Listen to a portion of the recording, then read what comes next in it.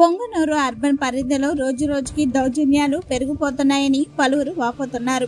గత కొద్ది రోజుల క్రితం పట్టణ పరిధిలోని షటిల్ కోర్ట్ భవనాన్ని ధ్వంసం చేసిన ఘటన మరొక ముందే మరో ఘటన చోటు చేసుకుంది. పొంగనూరు అర్బన్ పరిధిలోని రాంపల్లి వద్ద బత్తలాపురం రమణకు చెందిన భూమిలో ఉన్న ప్రహరీ గోడను రాత్రికి రాత్రే ధ్వంసం చేసిన ఘటన చోటు చేసుకుంది.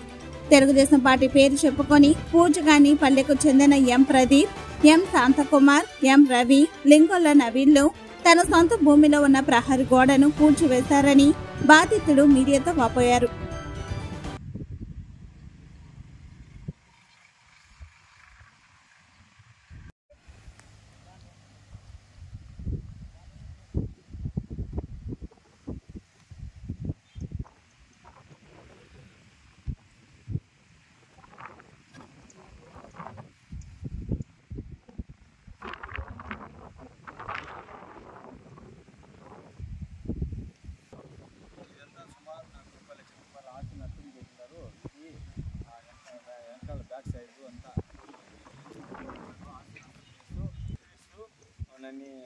నాన్న ఇబ్బందులు పెడతా ఉంటారు.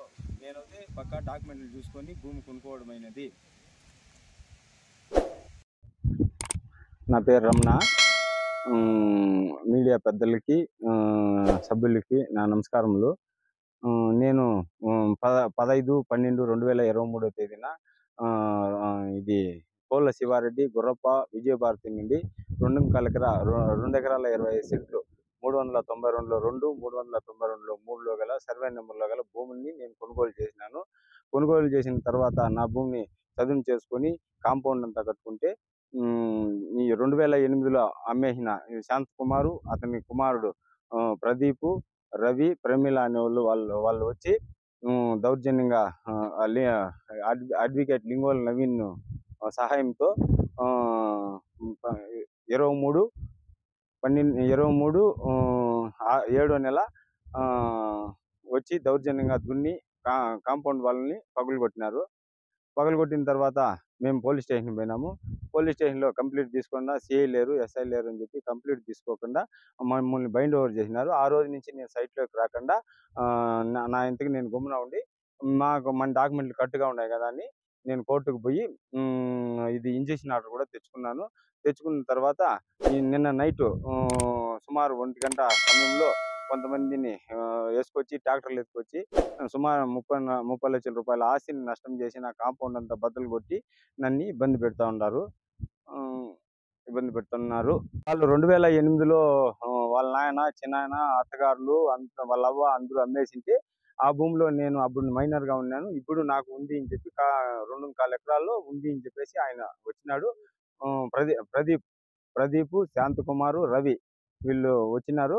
వస్తే మీకేమన్నా ఉంటే పెద్ద మనుషుల సమక్షంలో మాట్లాడి సెటిల్ చేసుకుందరప్ప, ఆస్తిని ఎందుకు ధ్వంసం చేస్తారని చెప్పినాను.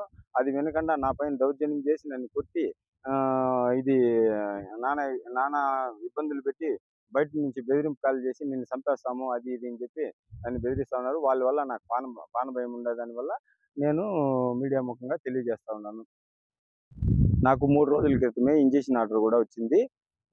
కేసు నెంబర్ వచ్చి I-123/2024 ఇంజెక్షన్ ఆర్డర్ కూడా వచ్చింది. దానిని అతిక్రమించి మేము పూర్తి కాంపౌండ్ని ధ్వంసం చేసి నన్ను ఇబ్బంది పెట్టించి ఇది రౌడీలను పిలుచుకొచ్చి గలాట్ చేసి ఇబ్బంది పెట్టించి నిన్ను చంపేస్తామని బెదిరిస్తూ ఉన్నారు.